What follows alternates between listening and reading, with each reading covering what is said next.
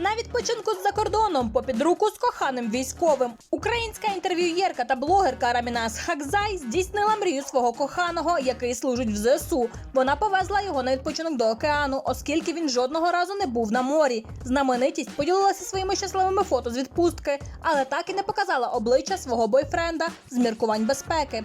Найкраща відпустка – океан, природа, супергерой поруч, написала Раміна. Вона також закликала військових, у яких є можливість використати відпустку для відпочинку з близькими. Блогерка зазначила, що хоча було складно організувати цей відпочинок через війну, вона дуже рада, що він все-таки відбувся.